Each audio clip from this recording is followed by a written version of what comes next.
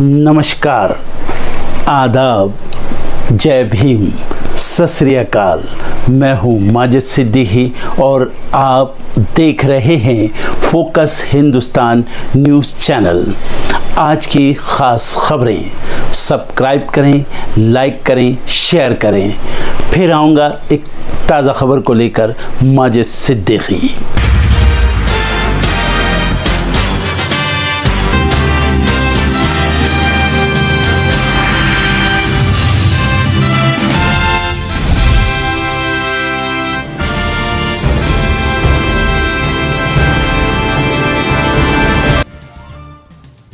India गठबंधन की दिल्ली में बैठक, सरकार बनाने या विपक्ष में बैठने को लेकर होगा फैसला। जेडीयू टीडीपी के समर्थन लेने पर भी होगी चर्चा।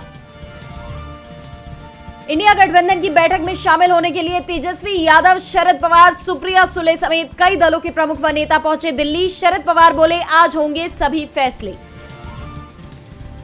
लोकसभा चुनाव में बड़ी जीत के बाद प्रियंका गांधी ने भाई राहुल गांधी के लिए लिखा इमोशनल पोस्ट। लिखा, आपने सच्चाई के लिए लड़ना कभी नहीं छोड़ा।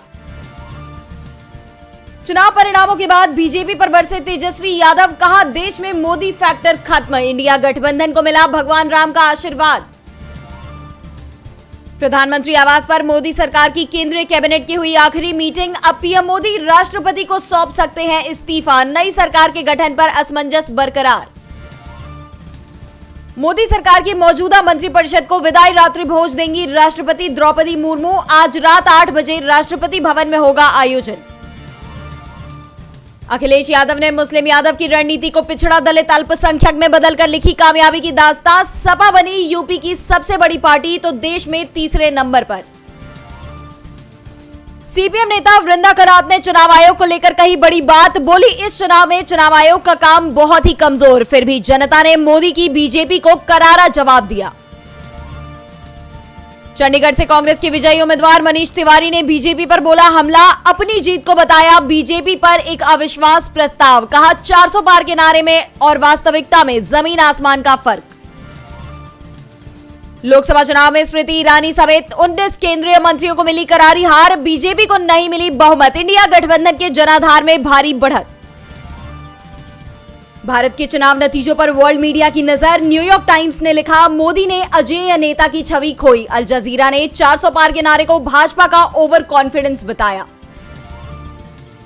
भारत के चुनाव नतीजों पर वर्ल्ड लीडर्स की प्रतिक्रियाएं आई सामने। इटली की पीएम जॉर्जिया मेलोनी बोली, इटली और भारत की दोस्ती करेंगे और मजबूत। मालदीव के राष्ट्रपति मुइज्जू ने कहा, साथ काम करने को उत्सुक। बांग्लादेश और चीन के रिश्ते हुए मजबूत। बांग्लादेश को ब्रिक्स की सदस्यता दिलाना चाहता है चीन। भारत की बढ़ी मुश्किलें। ताइवान के आसपास फिर दिखे चीनी लड़ाकू विमान। जवाब में ताइवान ने भी भेजे अपने लड़ाकू विमान और युद्धपोत। दोनों देशों में बढ़ा तनाव। गाजा में बाइडेन के युद्ध विराम प्रस्ताव का समर्थन करे संयुक्त राष्ट्र सुरक्षा परिषद। अमेरिकी राजदूत ने भेजा मसौदा प्रस्ताव। आज से आरबीआई मॉनेटरी पॉलिसी कमेटी की मीटिंग, 7 जून तक चलेगी मीटिंग। रेपो रेट में बदलाव की नहीं उम्मीद। वर्तमान में 6.50% है रेपो रेट। गौतम अडानी के सर से छिना एशिया के सबसे अमीर व्यक्ति का ताज। शेयर मार्केट में भारी गिरावट के बाद 2 लाख करोड़ घटी नेटवर्थ। खिसककर 15वें नंबर पर आए गौतम अडानी। आज T20 वर्ल्ड कप में भारत का पहला मुकाबला। आयरलैंड के खिलाफ अपने वर्ल्ड कप अभियान की शुरुआत करेगा भारत। न्यूयॉर्क में भारतीय समय अनुसार 8 बजे खेला जाएगा मैच। कपिल की महफिल में लगेगा इस बार स्पोर्ट्स का तड़का। The Great Indian Kapil Show में सोनिया संग मैरी कॉम भी आएंगी। पंचायत फेम पंकज झा ने साधा पंकज त्रिपाठी पर निशाना। कहा, कुछ लोग अपने संघर्ष को करते हैं ग्लैमराइज। काम छीनने की राजनीति करने का लगाया आरोप।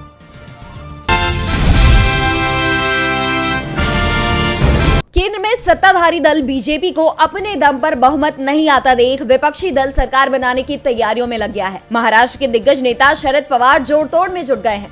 एनडीए में सेंधमारी की कोशिश तेज हो गई है और इसी क्रम में शरद पवार ने 2 बड़े नेताओं को फोन किया है। शरद पवार ने बिहार के मुख्यमंत्री नीतीश कुमार, आंध्र प्रदेश के पूर्व मुख्यमंत्री और तेलुगु देशम पार्टी टीडीपी प्रमुख चंद्रबाबू नायडू के साथ साथ ओडिशा के मुख्यमंत्री नवीन पटनायक से बात की है। इन खबरों के सामने आने के बाद अचानक ही ये अटकलें तेज हो गई हैं कि इंडिया गठबंधन नतीजों के मौजूदा रुझान को देखते हुए अपनी सरकार बनाने की कोशिश में जुट गया है। चंद्रबाबू नायडू की पार्टी टीडीपी को आंध्र प्रदेश विधानसभा में 2/3 से ज्यादा का बहुमत हासिल हो गया है। ऐसे में अगर नायडू बीजेपी का साथ छोड़ भी देते हैं तो भी उन्हें कोई नुकसान नहीं होगा। दावा किया जा रहा है कि नायडू को शरद पवार ने उनकी पुरानी मांग मानने का आश्वासन दिया है और नायडू भी पवार की मांग पर विचार कर रहे हैं। इन दोनों प्रदेशों में विधानसभा के चुनाव भी हुए हैं और दोनों जगह जनता ने सरकार बदलने के पक्ष में मतदान किया है। उधर बिहार में नीतीश कुमार को लेकर दावों का दौर शुरू हो गया है। कहा जा रहा है कि विपक्षी गठबंधन ने नीतीश कुमार को अपने साथ लाने की कवायद शुरू कर दी है। नीतीश कुमार की पार्टी जेडीयू भी एनडीए का हिस्सा है और उसे बिहार में अपने दम पर 14 सीटें मिलती दिखाई दे रही हैं। अगर टीडीपी और जेडीयू को मिला दे तो कुल 30 सीटें होती हैं। अगर ये दोनों दल पाला बदलकर विपक्षी खेमे में चले जाएं तो एनडीए को बड़ा झटका लग सकता है। हालांकि पवार ने कहा कि उन्होंने किसी से बात नहीं की है। लोकसभा की 542 सीटों की काउंटिंग पूरी होने के बाद नतीजे सामने आ गए हैं। अब की बार 400 पार का नारा देने वाली बीजेपी को इस चुनाव में बड़ा झटका लगा है। पार्टी अपने बूते बहुमत हासिल करने से चूक गई है। पिछले 2 लोकसभा चुनावों के मुकाबले इस साल बीजेपी का प्रदर्शन सबसे खराब रहा है। पिछले चुनाव में पार्टी ने अपने बूते 303 सीटें जीती थी। हालांकि एनडीए के अन्य सहयोगियों के साथ मिलकर पार्टी एक बार फिर से केंद्र में सरकार बनाने की स्थिति में है। खास बात है कि देश के 7 राज्यों और 4 केंद्र शासित प्रदेशों में बीजेपी पूरी तरह से साफ हो गई है। तो वहीं कांग्रेस 99 सीटें जीतकर दूसरी सबसे बड़ी पार्टी और समाजवादी पार्टी 37 सीटें जीतकर इस बार लोकसभा चुनाव में उत्तर प्रदेश की सबसे बड़ी पार्टी बनकर उभरी है। उत्तर प्रदेश में समाजवादी पार्टी को 37, बीजेपी को 33, तो वहीं कांग्रेस को 6 सीटें मिली हैं। बंगाल में ममता बनर्जी की पकड़ मजबूत है। टीएमसी को वहां 29 तो बीजेपी को महज 12 सीटें मिली हैं। तो वहीं तमिलनाडु में बीजेपी साफ हो गई तो इंडिया गठबंधन ने 39 सीटों पर जीत हासिल की है। किसानों की गढ़ की बात करें तो हरियाणा में कांटे की टक्कर रही। दोनों को ही 5-5 सीटें मिली। पंजाब में कांग्रेस ने 7 सीटें हासिल की तो वहीं बीजेपी पूरी तरह से साफ हो गई। चंडीगढ़ सीट पर भी बीजेपी को सांक गंवानी पड़ी। इसी तरह पुडुचेरी, लद्दाख और लक्षद्वीप में भी पार्टी अपना खाता खोलने में नाकाम रही। केरल में कांग्रेस ने 14 सीटें हासिल की जबकि बीजेपी केवल 1 सीट पर ही सिमट कर रह गई। तेलंगाना में बीजेपी और कांग्रेस में बराबर की टक्कर देखने को मिली।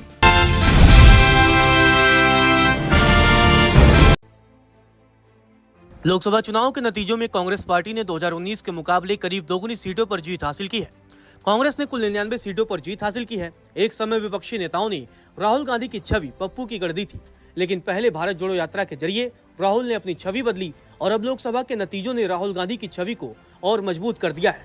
देश के सबसे ताकतवर सियासी परिवार से ताल्लुक रखने वाले राहुल गांधी की दादी इंदिरा गांधी और पिता राजीव गांधी दोनों प्रधानमंत्री रहे, लेकिन दादी और पिता की हत्या ने राहुल गांधी को गहरे जख्म दिए। इंदिरा गांधी की मौत के बाद सिक्योरिटी के लिहाज से राहुल गांधी के स्कूल जाने पर रोक लग गई। इस दौरान उन्होंने घर से ही पढ़ाई की। 1989 में राहुल गांधी ने दिल्ली के सेंट स्टीफेंस कॉलेज में स्पोर्ट्स कोटे से दाखिला लिया। 1990 में कॉलेज छोड़ने के बाद हार्वर्ड यूनिवर्सिटी से इकोनॉमिक्स में पढ़ाई के लिए एडमिशन लिया।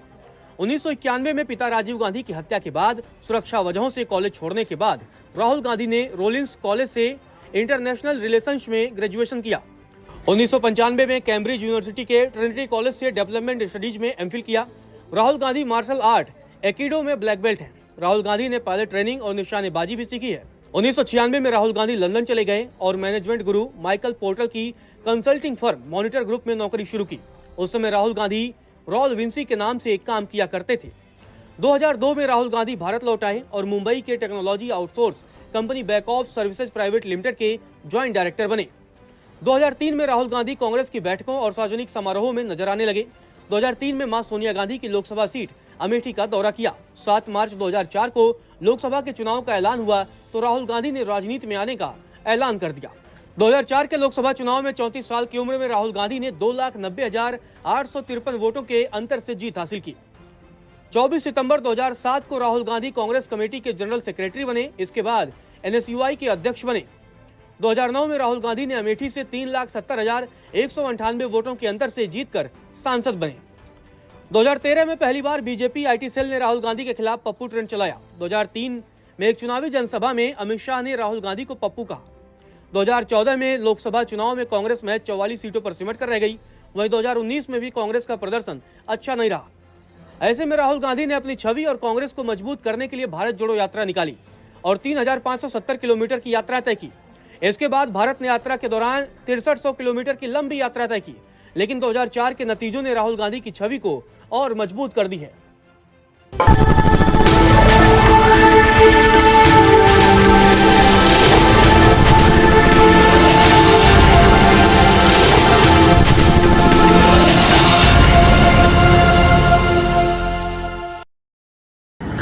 दोस्तों आज मैं आपको बताने वाला हूं कि अगर आपकी बॉडी में मैग्नीशियम की डेफिशिएंसी हो जाए तो आपको क्या क्या प्रॉब्लम हो सकती है। सबसे पहले इंसोमेनिया, नींद ना आना, स्लीपिंग डिसऑर्डर, इंसान सारी रात करवटें बदलता है, नींद नहीं आती, स्ट्रेस लेवल, एंजाइटी बढ़ जाती है इससे, क्योंकि कोर्टिसोल हार्मोन को रोकने में मदद करता है। और अगर आपकी बॉडी में मैग्नीशियम नहीं है तो कोर्टिसोल बढ़ जाता है, जिसकी वजह से स्ट्रेस और एंजाइटी हो जाती है।